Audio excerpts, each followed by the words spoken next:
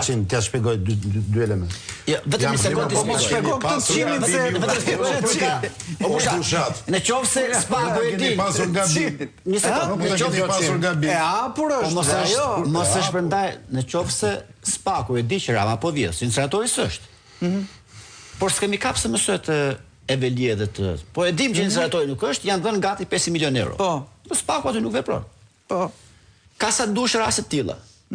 Por në qoftë se Belinda, ky Berberi dhe Rama vet dalin para kamerave duke marrë çantën, pra në rastin konkret, se mësohet Spaku s'ka ç'a bën, Po çfarë do i bëj, si janë publikat? Po pse firmosja e bonusit të inceneratorit nuk është publike? Po s'do ta marrë, ka fakt aty e mban sirtar. Mund ta mbante edhe ballukun sirtar. Atëherë këtu del pyetja, mos i ka dal nga kontrolli Ramës, apo ndoshta mund të hedhë njëri tjetër hipotezën që edhe Belluku mund të jetë lojë Ramës. Hipotezat janë të gjitha. Edhe kjo kontradikt dojnë shpjegim. Shpjegohet me hipotezat janë të gjitha. Po funksionon sistemi. Jo. Mund tjetë ajo, një hipotezë. Po, që kemi pas në gabim, 5 vjetë, Spaku ka qenë gjithmonë i pavarur. Mund tjetë një hipotezë. Ndoshta ka dhe aktor jo lokal në këto histori. Shiko, edhe Spaku ka pas fazat e veta të zhvillimit. Qofse ndoshta ka dhe aktor jo lokal, nuk po funksionon sistemi, po funksionon aktorët jo lokal. Pra janë disa hipoteza. Lejojnë funksionimin e sistemit. Po jo, edhe nëse ka aktor jo lokal, atëhere prap Spaku nuk qënë ka masha në dorën e Edi Ramës, se lukan dhe aktor tjerë. Janë disa ne kemi thënë një gjë, që Spaku ndërmjet Ramës dhe Berishës zgjedh Ramën. Po ndërmjet aktorëve jo lokal, nëse ata investohen dhe Ramës zgjedh aktorët jo lokal. Iku tuneli, po ka disa element, se pastaj do thotë Lenci dolet nga tema. Të gjitha hipotezat qëndrojnë. Pra, ne komentojmë faktet që dim. Deri te kjo dosje, a ka qenë Spaku servis për Edi Ramën? Pas një diskutim, pra po të marrë vetëm organizatat kriminale që kanë futur duart në zgjedhje, janë kap gjithë. Dakor. Biem dakord. Ky është fakti. Jo, mos bir dakord me Bushatin. Jo, faktet. Ne po themi faktet. Ne po them faktet, që nuk ka kapur asnjë bandë kriminale me duart në zgjedhje. 1. Nuk ka kapur asnjë deputet emëruar nga krimi para se të marrin mandatin. I ka kap gjithmonë më mbrapa. Nuk ka bërë asnjë hetim të thelluar të krimit elektoral në Shqipëri.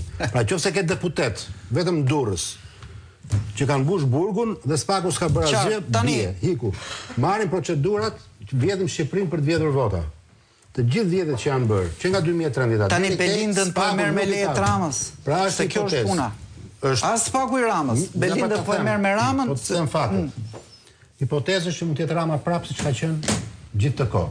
Pra jo me leje, jo me telefon. Për të përfituar çfarë? Jo me telefon, ka shumë për telefon. Po çfarë do përfiton nga Erion Velia që e çmontoi komplet? Dhe e shkarkoi. Çfarë do fiton? Dy gjëra fiton Erion Velia. Çfarë thoshin atëherë?